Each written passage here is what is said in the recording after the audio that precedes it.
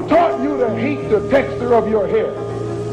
Who taught you to hate the color of your skin to such extent that you bleach to get like the white man? Who taught you to hate the shape of your nose and the shape of your lips? Who taught you to hate yourself from the top of your head to the soles of your feet? Who taught you to hate your own kind? Who taught you to hate the race that you belong to? Welcome again to Street Talk. My name is Ahmad Shakaraki. And on Street Talk, we deal with political, social, and economics here in Michigan, across the U.S., and out of the U.S. And this evening, I got Dennis Burnside. All right, we got so much to talk about, Dennis, but what's this about the rapists wanting to clamp down on D.C.? What's that all about? It's a repeat of what he tried in L.A. to militarize a city unconstitutionally. He's even talking about bringing in Marines again, which is against the Posse Comitatus Act. And the pretext is this rampant crime that's going on in D.C. and outlaws of youth roving the street. You know, this is what he's claiming. Mm-hmm. It all started with one of his young stooges who worked for Doge ostensibly being mugged. Mm-hmm. Now, I haven't seen a police report. I looked in the New York Times today. They referred to it, but there's no article about it. I couldn't find it anywhere else. Okay. So if he was mugged, I hope he's okay. But that's no reason to militarize an entire city. So he's using this to bring in the National Guard, which he has a direct authority to do because D.C. is not a state. There's no governor there. Yeah. There's just a mayor, and he can do that. Mm-hmm. But he wants to bring in the National Guard and talking about bringing in 800 Marines to militarize the streets. And this, again, is just classic authoritarian fascism, where you deny people their rights and eliminate due process, eliminate the first, fourth, and Second Amendment, probably in D.C., in order to bring about an authoritarian type of environment. And I read a report earlier today that it's already causing some just chaos. There was a minor fender bender in 8 different police agencies with multiple cops showed up to the scene, you know, guns drawn and acting like Barney Fife because of a fender bender. Mm-hmm. So you can imagine what's going to happen the first time somebody who has their Second Amendment right reacts to some stranger with no marking and no identifier on and defends himself or defends herself. It's going to be a mess. And I think that's part of what they want. They want to have bloodshed to justify further authoritarian crackdowns. So if he gets that, then when can he say it? It might just go on and on. Well, he's going to do this again and again and again. But what you do know, like D.C., if you look at the objective measures, year over year, crime is down 26%. Yeah. The murder rate is lower. Armed robberies are lower. Typically, things tend to go in the right direction with respect to criminal acts when the economy is good. And Biden left him and D.C. in very good shape with good employment numbers and people able to take care of themselves, put a roof over their head and food in their stomach without busting somebody upside the head and taking what they have. It's typically what happens when you have a tough economic environment. People resort to the strategy of last resort, and that's to take from those who do have it. But if you look at the cities where you have high crime, high murder rates, high robbery rates, they're in red states. You're talking about St. Louis. You're talking about New Orleans. You're talking about Atlanta. You're talking about cities in red states that are already kowtowing to Trump and giving him what he wants. So you won't see him declare an emergency there. But expect Chicago, expect Detroit, expect New York, expect Philadelphia, expect these blue state big cities to have clampdowns of this variety. And sooner or later it's going to backfire. You're going to have situations where it results in some calamity that was completely unnecessary, was created out of whole cloth because Trump wants to play the tough guy. You know, a man who wears makeup, a man who wears shoe lifts, a man who takes more time doing his hair than any hairdresser that you may know. That's the masculine meme for many of these right-wing MAGA types. It's pitiful, man. It's absolutely pitiful. But it's going to result in some type of calamity and catastrophe eventually if it keeps being pushed this way. People can only take so much. Yeah. You know, he's got a big part of our population living in fear, our Latino brothers and sisters, whether they be immigrants or not, whether they be green card holders or not, whether they have visas or not. They're being rounded up based on the appearance and the last name. Yep. And every now and then you read a story that makes you kind of laugh. I think Padgett alluded to this last week, and I read some more about it, where you had a guy who opened up Trump burgers in Texas, and it turns out he was an illegal alien here, and they rounded him up and threw his butt out. Probably because Trump said he didn't want his name being used. I mean, I'm guessing on that, but this is, by any measure, flat out racism based on name and skin tone, because you do have Europeans overstaying their visa. Oh, yeah. You do have people from countries where they're primarily Caucasian overstaying their visas and coming here illegally, and they're not being rounded up. They're not being thrown in alligator Alcatraz or whatever that crap is. They're not being thrown in a concentration camp, sent to El Salvador. None of those things are happening to them.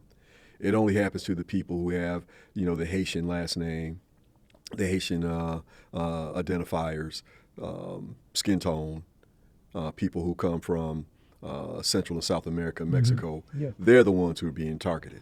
You know, you see case after case after case where you see some business owner who had a restaurant or worked as a waiter in a restaurant or worked as a landscaper, worked in a meatpacking plant, who is described as the pillar of his community, someone who was a regular churchgoer, the patriarch or matriarch of an extended family, a good neighbor, spoken of in the highest esteem by his white coworkers and white neighbors and white customers, because they tend to look at people as human beings when they know them one-on-one. But when you can box people into a group and point the finger at them and say they're the problems, too many people are willing to say, yeah, let's do what we need to do to get rid of the problem, even though that's not the problem. The problem that the MAGA demographic has to do with their economic well-being, their political wherewithal, their education, even their very food supply being undermined by the people they vote for. And you can see the pattern over and over again. You get screw that. You get a billionaire, and they buy up a radio station. You know, Sinclair, something like that. They take Air America off the radio. They did this about 23 years ago, and they put on sports stations, despite the fact many of those Air American affiliates are making money, because there's a big demand for progressive radio out there. You put on sports talk, which loses money because you don't want the message out there. You want to help. In this case, it was Mitt Romney. You want to have these nitwit, know-nothing, uneducated bro podcasters who can't spell politics. And you give them $1 million a year to spout their poison to influence more young dummies who go out and vote for Trump. And then the next thing you know, you have town hall meetings where the people that they influence to vote for this fool are angry to the nth degree because they're seeing veteran benefits cut. You know, some of these people have been to combat, have been to war for this country, suffering PTSD or worse, and they're seeing their benefits cut. They're seeing their SNAP benefits cut because they've been laid off from good jobs. They're seeing their Medicaid, Medicare threatened. They're hearing rumors of Social Security being privatized and not eliminated, and now they're angry. But rather than pick up a book in years past, they listen to this radio station that had Rush Limbaugh. They listen to these fools with no education in these broad podcasts tell them lies that was couched in this delicious coating, this sugary sweet high of racism and misogyny and anti-LGBTQ talk, and they love that so much. That they pound their chest and say, yeah, look at me, I'm a real man, and they vote for the people who don't give a damn about them. No, and see, and the thing is that these people, and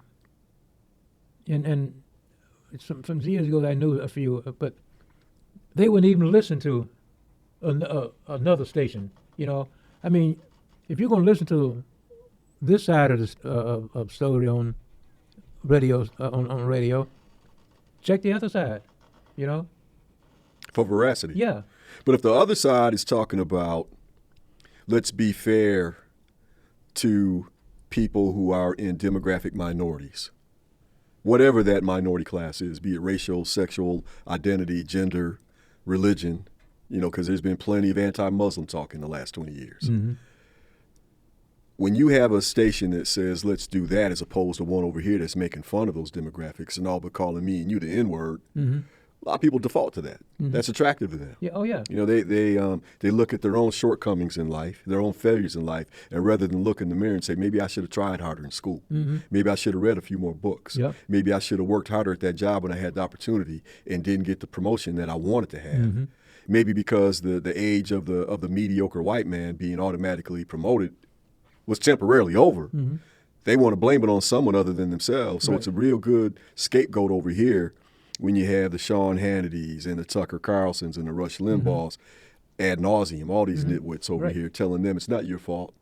That black woman, that black man, that Yeah. Hispanic woman, that Hispanic man, that Asian man, that Yeah. Asian woman, they don't deserve it. Right. They don't know They're nothing. just first it was affirmative action, then it was DEI. But it was always an excuse to make them feel as if it wasn't their fault. And the automatic set-asides that used to exist. I mean, you have to be honest, we've had affirmative action in this country since the very onset of this country. Oh, yeah. You start with the 3/5 clause. Yeah. You start with the fact that the southern states said that we don't have enough property white men to be able to vote in terms of representation in Congress with the North. So we need our enslaved Africans counted, even though they can't vote.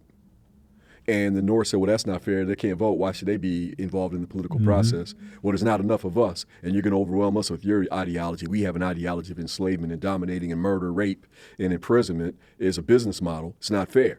And the Northerners benefiting from that model when you look at their cotton mills and their textile mills and Wall Street and insurance companies and railroads ad nauseum. They said, yeah, this business model does work for me. I don't have to get my hands dirty. I can pretend like I care.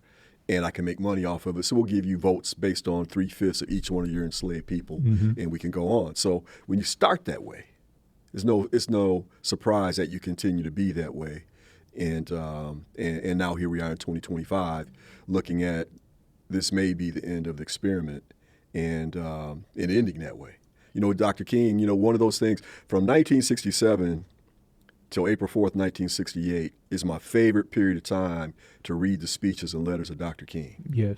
Because I think in that time period, he came to some cold realizations. Yeah. And one of the things he said in that last year was how the United States government had to face the fact that it was immoral, Yeah. that it was deeply flawed in its way that it treated people, Yeah. and that it related to the rest of the world. Here you have a country at that time, he said $800 billion in GDP, and we have 35% of our people living below the poverty level. You can't justify that. No. There's no way that the ostensibly richest country in the history of the world should have this many poor people. And now everywhere you go, I don't care if it's Lansing, East Lansing, or Potterville, you're going to find some homeless people living on the street. Why? Yeah. Yeah. Why? Yeah. One of the things Adolf Twitler said this past weekend was he wanted to get rid of the homeless people in D.C. Yeah. They're always ready to move. I was talking to my daughter yesterday, who's back in Michigan after graduating from California, Berkeley. And I was asking her, I said, one of the things I regret is I never got a chance to go to Protesters Park, which is a very famous, almost seminal symbol of the protest movement of the 60s. It's where the young people went, the Flower Power movement went, the Black Power movement went. They went there and protested, and they turned that into a ground for freedom and First Amendment expression.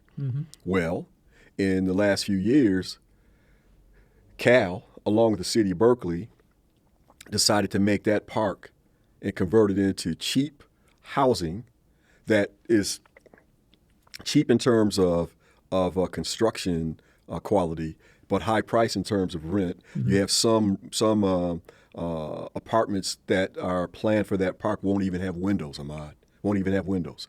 So right now they've got these great big tall shipping containers stacked up, according to my daughter, like 4 stories, preventing people from entering the park. They have armed guards with machine guns. Now, that's happening in Berkeley. You want to talk to me about what fascism was in Germany in 1936, 1937? You might want to look in your own backyard right now. Yeah. And so when you see those kind of things going on, troops in the street for no good reason at all except for to assert power, Yeah. you know we're in serious trouble here. Yeah. And the thing about it, I was watching a program yesterday evening, and it was just, to me, it was just these people always from they was from the South, and they was talking about the different cities that they went to. You know, they'd leave the South and go to Detroit, Maryland, Chicago, Milwaukee, Chicago, L.A., yeah. Oakland, yes. And they were saying at one time in L.A., it was this main street in L.A. I forget the name of the street. Anyway, said that was the only street that black was allowed to live in. Oh yeah. Was that street, and what's her name played on movie Clark Gable. No, that's way before my time. I don't know. It was what his black lady played. Gone with the Wind. Gone with the Wind. Yeah, yeah. Well, anyway, She played a house mammy. Yeah. Won an Oscar. Right. Yeah. And she had a house. She had a house in another area, almost close to this area, and she had a house there. Had a house for years. All of a sudden, man, they comes in and tell her house is out of bounds because it's not in this this black area they had, and she fought that for 4 years, and she finally won it. Yeah. You know, but well, you know that's one of the least documented mass migrations in human history. yeah, It started right after World War I. Well, maybe just before World War I. yeah, they said World War I and World War II. Yeah, it was people living in Jim Crow, Mm-hmm. moving out, looking for the promised land. Yeah. There's a great book by a woman named, I think her name is Isabella Wilkerson, and it's called The Warmth of Other Suns. Okay. And she documents 4 families and their unique experience and how it applies to millions of Africans who left the South in that time period from just before World War I until the early 60s. Mm-hmm. One gentleman left Monroe, Louisiana, after becoming a physician in the service, and decided he didn't want to go door to door like his brother, who was also a physician, and having to treat people and deliver babies in return for chickens and goats and pennies on the dollar, Mm-hmm. because that's all they could afford. They didn't have Right. health care, Mm-hmm. but they needed good doctors. His brother was dedicated to the community. He didn't want to live that way. He wanted to become a wealthy man. And they document his migration from Monroe, Louisiana, first to San Diego, California, Okay. and how he almost died because he couldn't find a place to rest his head. No motels would accept him in Right. West Texas. Right. None would accept him in New Mexico. Mm-hmm. He stopped in Arizona, almost as lynched. Gets to San Diego and was told that there was a place there where he could rest his head. Turns out he couldn't.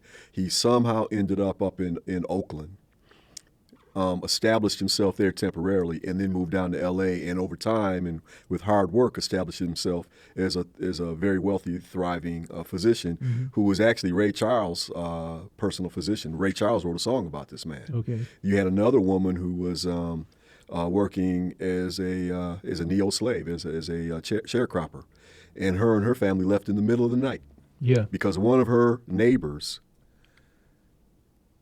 saw a pig that belonged to the plantation owner, the concentration camp owner, walk into the woods, and they accused her of knowing who stole it, and they had everybody there terrorized, including this woman who ended up moving to Chicago.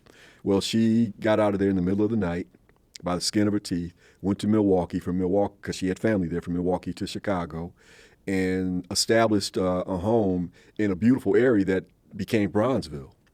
And Bronzeville's history is something that needs to be read about by all African American people. Mm-hmm. But Mm-hmm. Bronzeville was eventually destroyed by the forces that brought you heroin, crack, and poor quality schools. Another gentleman went from Florida as a itinerant farmer picking Okay. fruit. Mm-hmm. went to New York, and he became a worker on the trains as a porter. Yeah. As so many did, like Malcolm X Right, did. yeah, yeah. And they tell these stories to illustrate how these people looking for a better way of life, not necessarily the American dream, they just didn't want to live under oppression, Yeah. looking for a better life, gave it all up, risked their very lives to go north. And then once they did get north, they saw some success. But often that was snatched back. Yeah. Just like the woman you're mentioning who was in Gone with the Yeah, Wind. yeah. What was her name? Fannie? I forget. But yeah, you're talking about something that's typical. Fannie Lou Hamer. No, it wasn't Fannie Lou Hamer. no, No, it wasn't Fannie Lou Hamer. She was the journalist. But you're looking at a situation now, Ahmad, where if it keeps down the line that it's on, its logical conclusion is the return of Jim Crow. Oh, yeah. It's almost inevitable. Yeah. And when you get there, it's going to be interesting to see how it's manifested. I've actually heard from some very intelligent black people who say, I welcome that. I want to have our own schools. I want to have our own businesses. Yeah. We had thriving. We had Greenwood, and we had Tulsa. We had this, and that's true. Mm-hmm. That's true. But we also had deep suffering, and we also had deep deprivation. I think what we should be advocating for is freedom of movement to live where we damn well please. Yeah, see. And live how we want to, Yeah. and actually have the Constitution and voting rights and civil rights for the very first time in the history of this country apply to us with no restrictions and no obstructions, unabashedly say that you're a U.S. citizen. We haven't had that yet. No, well, see, the thing about it is that, and that's what John Lewis was working on before he died, man. Yeah. And since John Lewis been dead, I haven't heard anybody. Well, the bill would have passed, but for Christine Sinema, who went from not having enough money to buy a cup of coffee to becoming a multimillionaire in the Senate, and the corrupt bastard from West Virginia, Joe Manchin. They refused to get rid of the filibuster. They had the votes. They said they would vote for the John Lewis Voting Rights Act, and it had already passed the House in overwhelming numbers. Even had Republicans voting for it. But when it got in the Senate, you had people prepared to filibuster it. Mm-hmm. Now, had they gotten rid of the filibuster and actually voted on this, we would have taken this logjam away. We'd have had unfettered access to the polls. We also have had attempts to make sure that we pass legislation that says you can't have dark money. You can't have these unlabeled political action committees having the ability to just supply political campaigns with unlimited money, and you don't know where it comes from. Right. Well, the Republicans don't want that either. Oh, no. So anything that you can think of that would be a mitigating or even a cure for some of these ills, the Republicans definitely vote against it because the billionaire class doesn't want it. Yeah. And all they've got to do it's a very cheap investment for them. Throw a couple mil to this fool, throw a couple mil to this fool, get this fool a podcast, get this racist bastard a TV show, and then Martha and Clem sitting at home who may know some black people, may know some Hispanic people, may love them, may have them in their own family, but the rest of them, that unidentified mass of people out there, they're no damn good. Because they're almost innately, I hate to say it, they're almost innately racist themselves. Yeah. And they vote for that kind of thing. But now we're at a situation where the leopards eating their faces. Mm-hmm. Now you're starting to see farms struggle to operate. Dairy farms start struggling to operate. Slaughterhouses struggling to operate. You're seeing Vegas complain about the lack of tourism. You're seeing distilleries close in Nashville. Mm-hmm. You're seeing all this economic calamity happen because of these stupid tariffs and ICE intimidating, if not eliminating, the workforce of some of these industries. And the very people who voted for it are the ones suffering the consequences. Yeah, and that's what makes it so bad. We got about 4 minutes. Let's run back to the voting thing next year. And if we, and I was talking to a guy a couple of days ago. The thing is that we really, we know we should, but there's millions out there don't know anything about it, and they might come up and vote the same way they voted before, for Trump. No. Well, some, again, 84% of black men voted for Kamala Harris. Okay. 92% of black women voted for Kamala Harris. So all this noise about Trump's getting these black bros to vote for him, yeah, he got a few coons. But so did George Bush. Okay. So did John McCain. You know, you're always gonna have some Uncle Toms. Malcolm X told you that. Yeah. Probably told you that personally. Yeah. So I don't even count for that. Now the Hispanic vote going for Trump, I think they've learned their lesson. They hate you. They don't hate you because of what you do. They don't hate you because of your accent or the language you speak. They hate you because of the color of your skin. Yeah. Mm-hmm. And they will do anything they can to manipulate you into voting for them.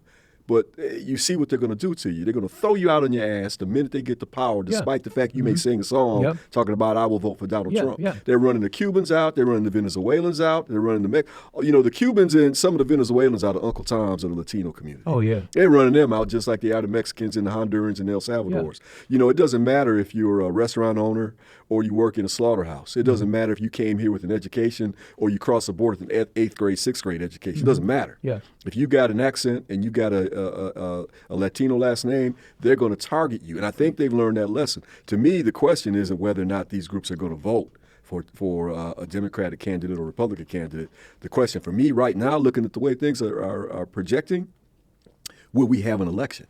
Because I don't think the last election in 24 was legitimate. I've said that on the show many times. There's no way in my mind that I saw the fundraising, the voter enthusiasm, the polls, the people showing up for the events.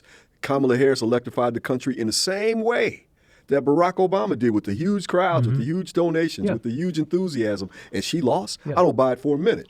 But be that as it may, if that happened in 24, just imagine what the midterms are going to look like in 26. They're going to make those numbers say what they want them to say. And that's one of the reasons Trump is trying to get 5 more people in Texas. 5 more districts. He didn't say, I want to go out there and get more voters. I just want you to gerrymander this in a way that I get 5 more legislative districts, which, and he's probably going to do it because he's got the sycophants in line to do it. Greg Abbott would wipe his behind with his tongue if Trump told him to.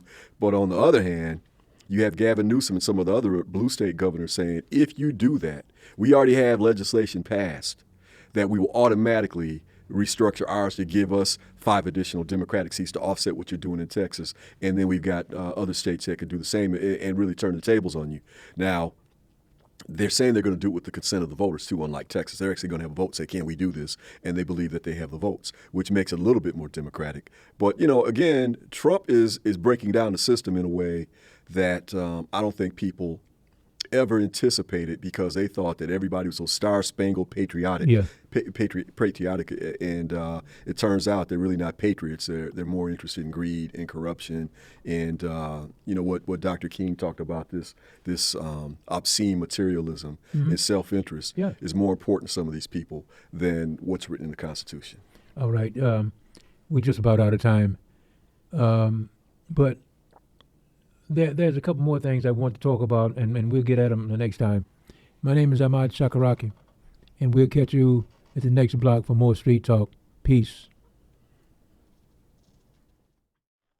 Don't let anybody make you think that God chose America as his divine messianic force to be a sort of policeman of the whole world. God has a way of standing before the nations with judgment, and it seems that I can hear God saying to America, you are too arrogant. If you don't change your ways, I will rise up and break the backbone of your power, and I'll place it in the hands of a nation that doesn't even know my name. Be still and know that I'm God.